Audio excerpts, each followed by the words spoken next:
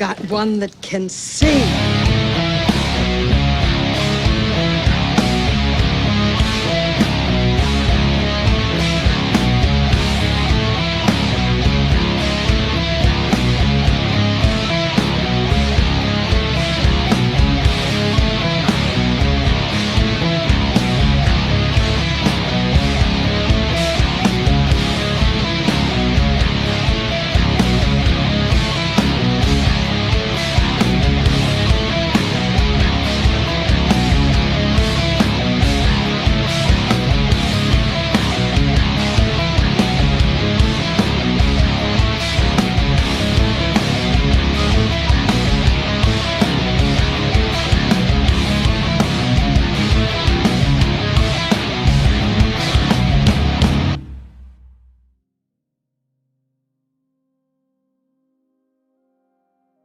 What is going on? Man, it's been kind of a weird week. I'm not really sure. I've been working on some different things, and I was adamant that I was not going to talk about Epstein files, and I guess I'm caving because that's all anyone's really talking about.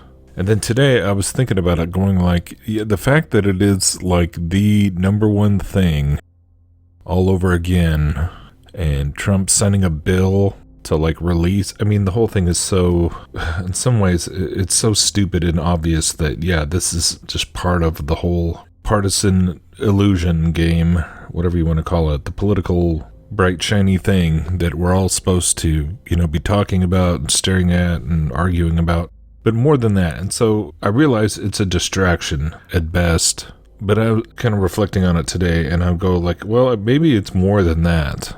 And I kind of started thinking about it yesterday when Richie from Boston, he put up a video, and he was playing a clip from JRE with Theo Vaughn recently. I didn't actually watch the interview myself, so I was glad that he caught this with Theo Vaughn talking about it. But there was a little piece in here that jumped out at me, because I've caught Rogan saying this before. We're better than this. That's what I'm saying. We're better than this. Yes. We have all this elected officials and these people that we thought were like us. Sociopaths. When does that end? My suspicion is it ends when AI starts sorting government. We're probably going to use AI with government to prevent this kind of fuckery that we see on an everyday basis.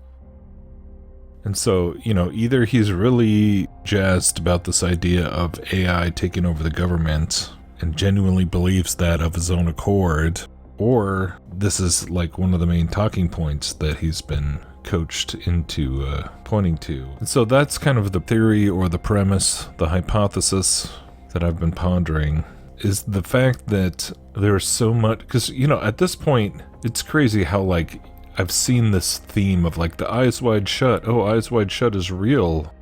The Epstein emails show that conspiracy theorists are right. Eyes Wide Shut is real. It's almost kind of a meme with the whole Epstein thing and all the stuff coming out. What was going on with Trump and Clinton and all this? It's all this salacious, you know, it's gossip. I mean, this buries anything. You know, remember what a big deal it was with Monica Lewinsky and the dress and all that? I mean, this is like no scandal of any politician in the past really holds a candle to the Epstein affair, because it, you know, affects people on both sides of the aisle. But also because, yeah, you're talking about trafficking of underage women and boys, I would say, obviously. And people know about the Franklin cover-up. Epstein the other day. That whole thing's just a kickball at this point, I feel like. Bro, have you ever seen that video of me and Tim Dillon where Tim Dillon is laying out the scandal that took place in, like, was it the 1970s, Jamie? The Franklin scandal? What year was that? And so basically what I'm wondering is, like, is the final play here to where, like, this has been brewing for decades, where people have been coming out and we've been learning about people like Kathy O'Brien and Bohemian Grove and all this stuff. Like all this stuff that before the internet, you know, they could kind of control like what the public even learned about, because you just couldn't get the information out to the masses in the same way independently like you can now with the internet. And of course now they're trying to take control back of that with the digital ID, you know, and policing everyone's speech on the internet. But in order to get there, Like, what a perfectly, it's like poetic almost. The idea of like weaponizing, the conspiracy. The conspiracy theorists were right all along, in a way, because like the thing with all this, the files, like, does anybody really believe that there's just like, I mean, they've already made a meme out of everything. Like, oh yeah, like there's a big binder sitting on somebody's desk in Washington, D.C. or at the FBI or anywhere. No, they've already made a joke out of all of that. They're releasing all these emails, and so everyone now believes in them again. But in the same way that I think Elon Musk and Doge, the whole Doge concept was that like, oh, we need to plug AI into every department of government and penetrate the bureaucracy and eliminate all the waste, right? Which, of course, did not happen. They just shuffled the funds around to other things. They made a big spectacle out of all the woke programs that were getting funding. But in reality, if they're plugging AI into all the different departments of government, then it's the one thing that, because like how is one individual supposed to go through 20,000 emails or go through huge dumps of data or a huge server full of whatever? People can't do it. Yes, collectively on the internet, people will comb through all this stuff, but the fact that the whole country and the whole world is talking about this and that this is it's just pretty obvious that it's a big setup for something. Problem, reaction, solution. And if the problem is getting to the bottom of how much does Trump really know, how much did he really, was he just hanging out with Jeffrey Epstein and not participating in the trafficking, which is kind of an absurd question. But of course, the diehard Trump supporters don't want to believe that he was actually that depraved, right? But nobody wants to believe that the depravity goes that deep on all sides and goes into JP Morgan Chase. It goes into MIT and Yale and Harvard and the House and the Senate. And in reality, the swamp is much wider and deeper and darker than anyone really wants to even imagine. And that's kind of what I keep thinking about, is how, because we kind of see the same principle when you just think about the conspiracy kind of realm in general, when it comes to the secret societies. Like the whole idea of a secret society, I think you go back to the Rosicrucian manifestos where they wrote these weird esoteric pamphlets with all the simple, they were recruiting people. And I think looking back over the past 15 years of following all this stuff, when you think about like how many people through, the 9/11 truth movement and that kind of being when the conspiracy alternative media really started taking off in conjunction with the internet, how so many people have been sucked into the same occult belief system that the secret societies teach, and I've been talking about this for forever. And there's something about that where it's like, even though it should be transparently obvious that like, well, if it's what the elites are if it's a secret society, there's something wicked and dark about it, that's why they're keeping it a secret, right? But that's what also creates the allure and the mystery and the seductive quality of it, is because people naturally, want to solve the mystery. And that's what I think Epstein is really being used to do to the whole world, right? Because the whole world, even though Tucker Carlson and stuff, he just did his 9/11. Like 9/11's pretty much mainstream at this point, but they're not talking about it in White House press conferences and, the Senate floor and every major news channel. We've kind of gone beyond that, right?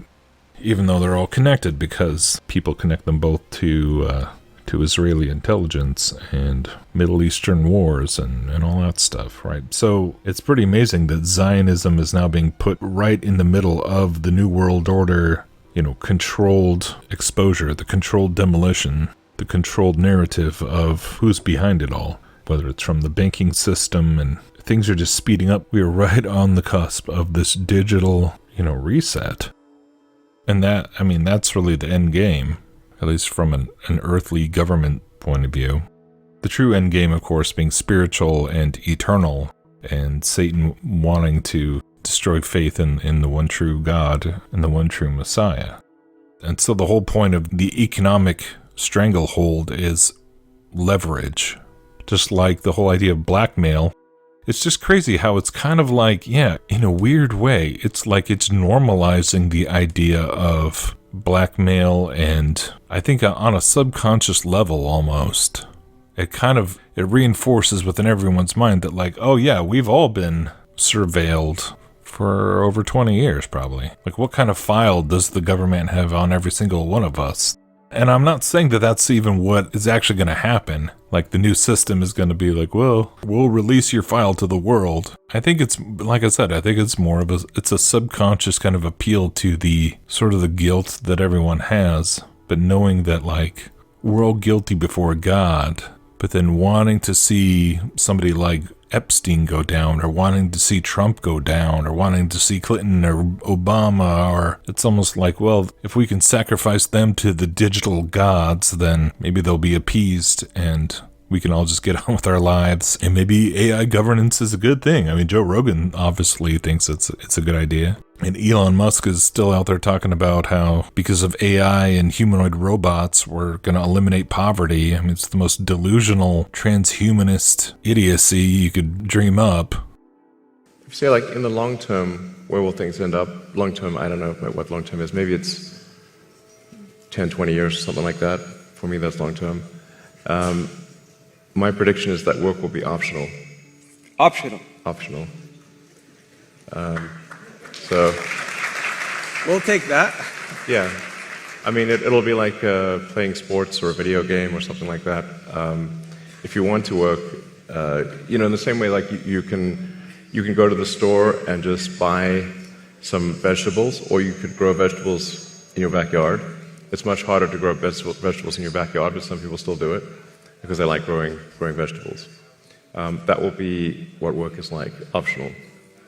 It's kind of interesting. And my guess is, if you go out long enough, assuming there's a continued improvement in AI and robotics, which this seems likely, the money will stop being relevant at some point in the future. Currency becomes irrelevant. But AI and humanoid robots will actually eliminate poverty. And Tesla won't be the only one that makes them. I think Tesla will pioneer this, but there will be many other companies that make humanoid robots. But there is only basically one way to make everyone wealthy, and that is AI and robotics. And again, it's like, does he really believe this, or is this just what, he was put in place to be a prophet for? It kind of doesn't really matter. Who even knows, like, how genuine he is? But I hate to break it to you, but I don't think that AI and robotics is going to just... We're not going to live in the Jetsons world where the robots do all your dry cleaning and your cooking, and we all just get paid to sit around and stare at our screens, I guess. Prompting. We're going to have AI prompt careers. What a joke. I freaking hate AI. Hopefully you do too. It's so weird to be like, I was talking to a friend the other day about how we're like, yeah, we were hating AI before it was cool. We can officially say that.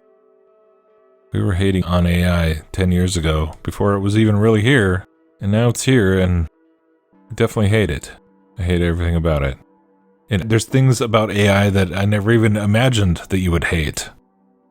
But it's like everything we thought it would be, but dumber and just more insulting to the human experience than you ever thought possible. But it's that slippery slope where you just normalize it and people just get... I mean, dude, it's been kind of depressing, honestly. Because even, my homies on No Agenda, which I've been listening to since 2020 or so. And it's like, it just starts out as like a bit. Oh, let's ask the robot. Make fun of the robot voice and the stupid AI banter that it does. And yeah, it's just a joke.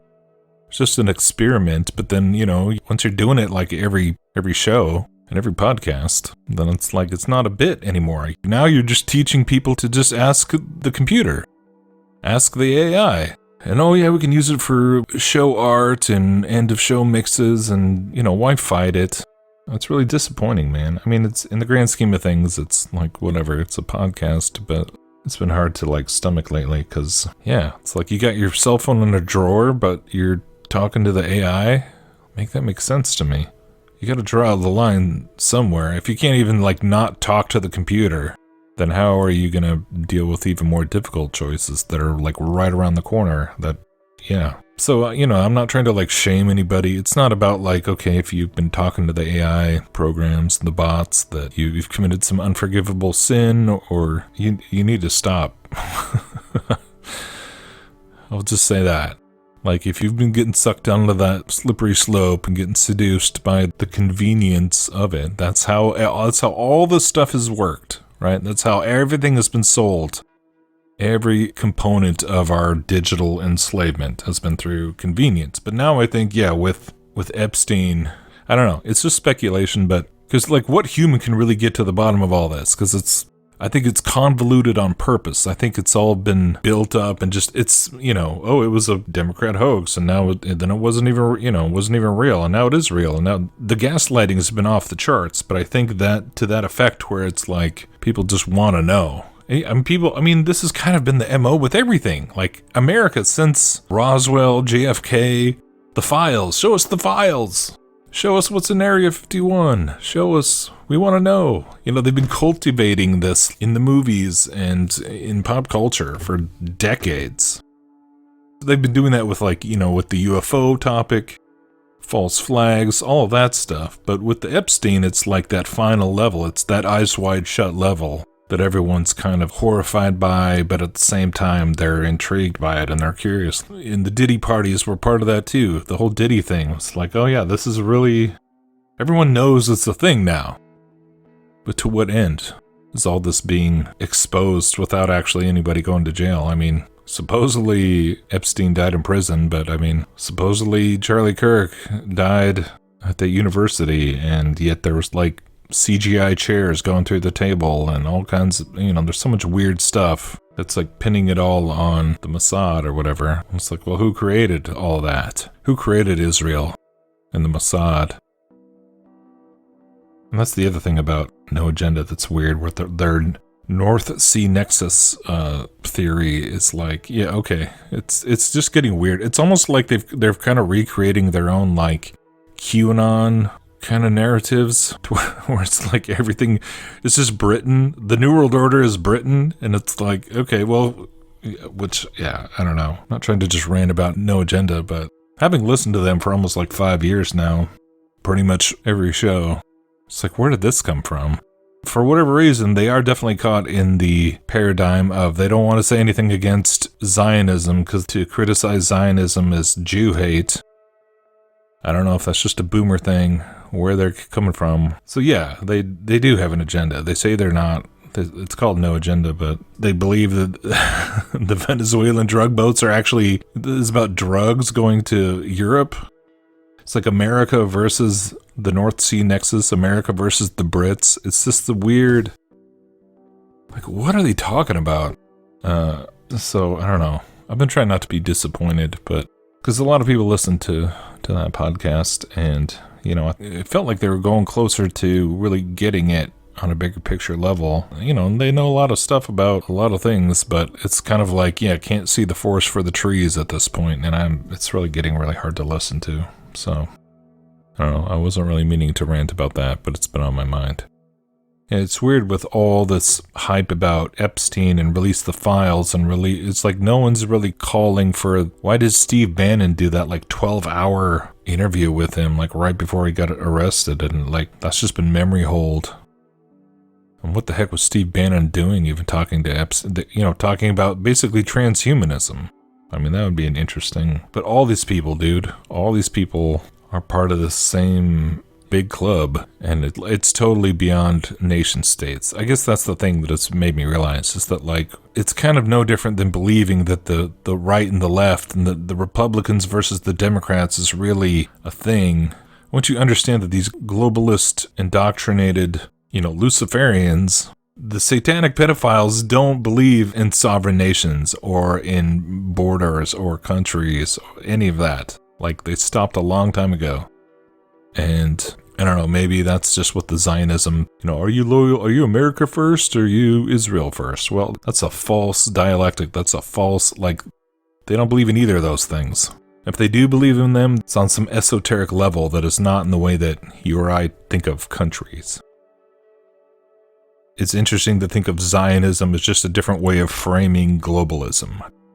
a different way of describing dominionism through a specific framework that has all this, baggage attached to it, which makes it more divisive and more of a hot potato. But it's just the same basic idea of creating a one-world system with the oligarchs, the technocrats ruling it all. But then it's like you break down transhumanism to its most basic components. It's all the same thing. Fascism, corporatism, it's all one-world system, and there's a bunch of useless eaters that we got to get rid of. So we're going to push AI and robotics and then be like, oh, look, we're going to pretend like, oh, the robots just replaced everybody. So I guess you're all useless eaters now. When in fact, I don't think that AI and robotics is really going to replace anything. I mean, so far it hasn't really proved to be able to replace humans on really much of any level unless you're talking about, basic call center type things. But even then, I'd rather still talk to a human being, obviously. But no, you're creating the problem of like, oh no, we just laid everybody off. So the solution is then what? UBI? Sounds lovely.